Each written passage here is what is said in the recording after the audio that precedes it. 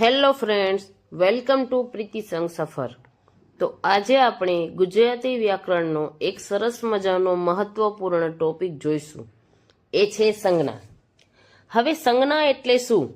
તો આપણી ભાષામાં એનો મિનિંગ કાઢવા જઈએ તો સંજ્ઞાનો મતલબ થાય છે કંઈકના કંઈક સંકેત, કંઈક એવું નામ જેથી તમે કોઈ બીજા વ્યક્તિ, કોઈ વસ્તુ, કોઈ ભાવ છે, કોઈ ગુણ છે, કોઈ ક્રિયા છે જેને તમે બોલાવો છો.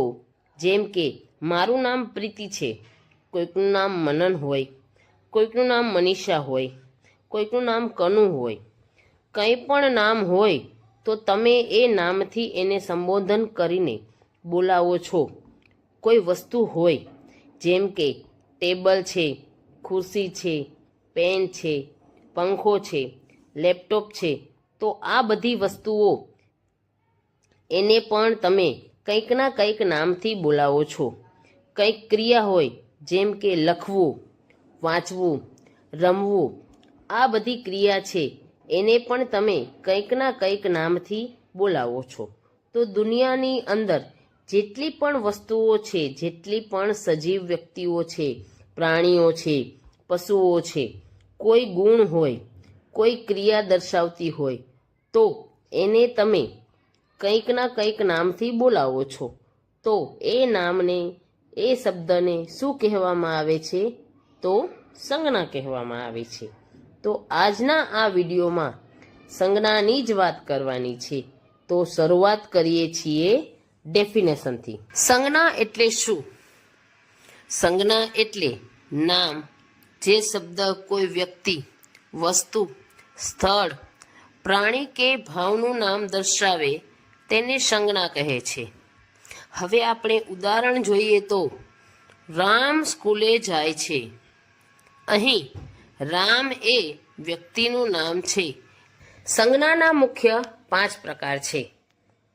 નંબર 1 વ્યક્તિવાચક સંજ્ઞા, નંબર 2 જાતિવાચક સંજ્ઞા, નંબર 3 ભાવવાચક સંજ્ઞા, નંબર 4 સમૂહવાચક સંજ્ઞા, નંબર 5 દ્રવ્યવાચક સંજ્ઞા. 5 પ્રકાર જોયા પછી સૌપ્રથમ પ્રકાર નંબર 1 થી ચાલુ કરશું. વ્યક્તિવાચક સંજ્ઞા. જે સંજ્ઞા એક ચોક્કસ વ્યક્તિનું નામ દર્શાવે તેને વ્યક્તિવાચક સંજ્ઞા કહે છે. ચોક્કસ વ્યક્તિનું નામ દર્શાવે તો અહીંયા જોઈએ ગાંધીજી, સરદાર પટેલ, અમિતાભ બચ્ચન. જે ચોક્કસ વ્યક્તિનું નામ દર્શાવે છે. વ્યક્તિ અથવા તો વસ્તુનું નામ પણ હોઈ શકે, કોઈ જગ્યાનું નામ પણ હોઈ શકે. તો તે છે વ્યક્તિવાચક સંજ્ઞા. બીજી સંજ્ઞા છે જાતિવાચક સંજ્ઞા. જે સંજ્ઞા એક જાતિના બધા વ્યક્તિ, પ્રાણી કે વસ્તુ માટે વપરાય તેને જાતિવાચક સંજ્ઞા કહે છે. સિંહ, છોકરો, વૃક્ષ, પર્વત, નદી કંઈ પણ હોઈ શકે. તો તે જાતિ દર્શાવે છે. અહીંયા જોઈએ કે છોકરો, તો અહીંયા કહેવામાં આવ્યું છે છોકરો, તો છોકરોનું નામ નથી કીધું. તો છોકરા ગમે તે છોકરો હોઈ શકે. હવે કહ્યું હોય કે કનુ, મનુ, મનીષા, સવિતા, તો તે જશે વ્યક્તિવાચકમાં. પણ અહીંયા ખાલી કીધું છે છોકરો, તો તે છે જાતિવાચક. તો જાતિવાચક સંજ્ઞામાં ખાલી દરેક વસ્તુ, વ્યક્તિ, પ્રાણીની જાતિ દર્શાવવામાં આવે છે. હવે આપણે જોશું ભાવવાચક સંજ્ઞા. તો ભાવવાચક સંજ્ઞામાં અહીંયા ચિત્ર ઉપરથી જ ખ્યાલ આવી જશે કે ભાવવાચક સંજ્ઞામાં શું શું એડ થશે. બરાબર? તો અહીંયા તમે પિક્ચરમાં જોઈ શકો છો કે એક હસે છે, કોઈ ગુસ્સાથી આંખો કાઢે છે, કોઈ સ્તબ્ધ છે, કોઈ રડે છે, કોઈ નારાજ છે. તો તે ભાવ દર્શાવે છે. ભાવવાચક સંજ્ઞામાં જે સંજ્ઞા ભાવ, ગુણ કે અવસ્થાનું નામ દર્શાવે તેને ભાવવાચક સંજ્ઞા કહીએ છીએ. તો તેમાં છે આનંદ, સાહસ, પ્રેમ, નફરત, ડર, મૃત્યુ, જન્મ, તે બધો ભાવ દર્શાવે છે. મતલબ કે ફીલ કરીએ છીએ આપણે. તો તે છે ભાવવાચક સંજ્ઞા. સમૂહવાચક સંજ્ઞા.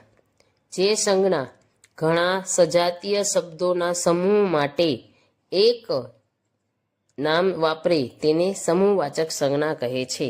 કે અહીંયા તમે ચિત્રમાં જોઈ શકો છો કે સમૂહ દર્શાવ્યો છે. જો ઘણા બધા પ્રાણીઓ છે, ઘણા બધા પક્ષીઓ છે, ઘણી બધી માછલીઓ પણ છે.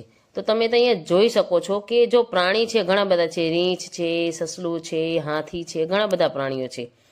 એવી જ રીતે પક્ષીમાં પણ ઘણા બધા છે, પણ એક સાથે તમને સમૂહમાં દર્શાવવામાં આવે છે તો તેને સમૂહવાચક સંજ્ઞા કહેશું.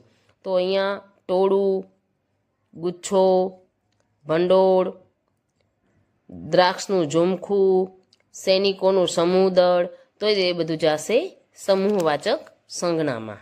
એકથી વધારે વસ્તુ કે વ્યક્તિનું એકત્રિત થવું એટલે સમૂહવાચક સંજ્ઞા.